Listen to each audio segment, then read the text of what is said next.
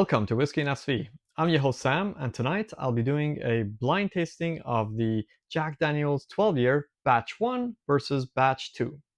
So, as you can see, I don't have a bottle of Batch 2, but I have some generous friends that have gifted me a rather generous sample of Batch 2. So, if you remember, I did get a bottle of Batch 1 last year when it came out. And I had a sample, and I used the sample in a blind, and I couldn't tell the difference between this and the 10-year. And overall, I wasn't that impressed. I thought the regular non-age stated barrel proof Jack Daniels were already pretty damn good. So I couldn't justify, when those cost like 60 or 70 bucks, I couldn't justify the secondary value of this being $250 at the time. I think they've kind of kept their secondary value. They're trading still around 220, definitely above $200, which a lot of money for a whiskey. So I we're debating whether I should open this or not, but I figured, what the hell? It's not like I'm going to actually sell this, right? So I do like them enough that I would want to drink them, and I did manage to get this at $120 price point, which is honestly not that bad. Considering the secondary price. So anyways, I went ahead and opened this earlier today, and as you can see, I had a little bit of sample of this as well. So I have some familiarity and I have my notes, but again, I thought it's always best to do a blind because you never know really until you do a blind what you actually feel about something. So yeah, that's why we're doing this episode. So let's go ahead and pour a reasonable amount of these in each of these, and we'll get this blind on the road, or not on the road. I think I poured a little bit too much of this. There's about an ounce left in here. Need a little bit more of this. Okay, that looks fair to me.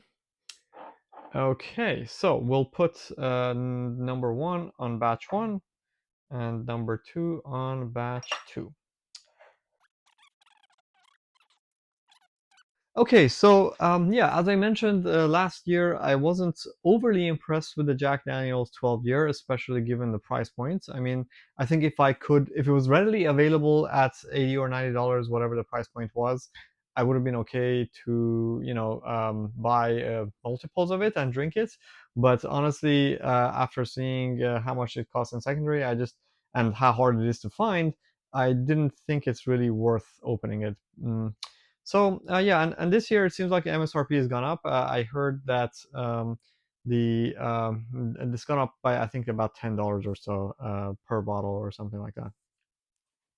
So yeah, we'll see. I think the main thing that I want to find out is like what's the differences and which one I prefer, and more importantly, like is it worth it for me to go try to track down the batch 2, or should I just be content that I have batch 1? All right, so let's get this read on the show. This show on the road. Okay, so as usual, we'll nose them first, give you some notes, then taste and give some notes, and then tell you which one I prefer. Then we'll do the reveal. Okay, so lots of creamy vanilla and sort of sweet, syrupy vanilla and caramel notes. Honestly, it doesn't really have that Jack Daniel's peanut marker that I usually associate with Jack Daniel's. And I know it's not for everyone, as I think other people say other notes, but for me, Jack Daniel's has some like peanut marker that it always makes me know that it's Jack Daniel's. It's very faint in this. There is a little bit of it, but definitely kind of faint. It's leaning more towards like kind of like again creamy vanilla and caramel, a little bit of fruity notes. Almost reminds me a little bit of Buffalo Trace Mashville 1. Okay, let's go to the second one. Quite similar.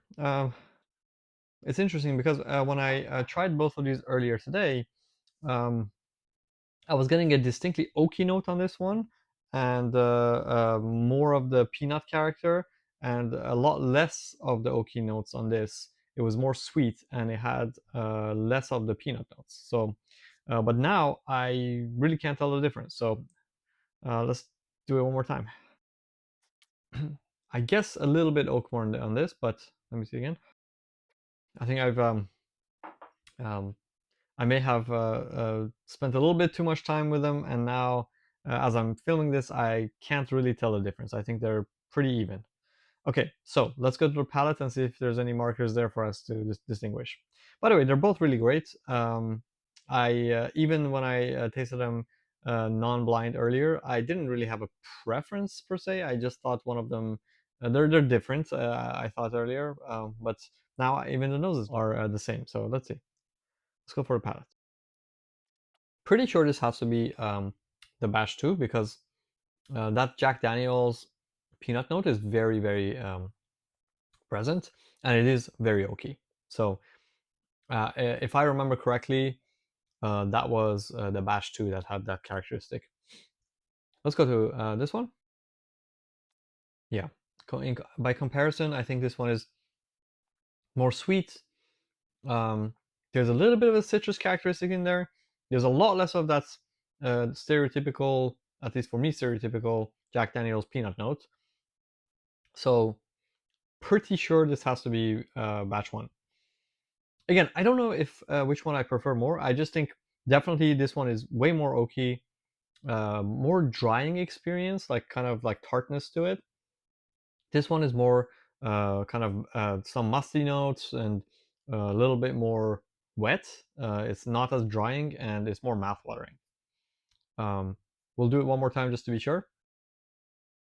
Yeah, the oak notes, that bitterness from the oak is definitely there. It's not at all like a bad a bad oaky note, but definitely you feel that drying kind of yeah, slightly stringent like oak note. Yeah, both really great. I think I also get like some citrus notes in this, which is very interesting. Don't get the same citrus notes in this one.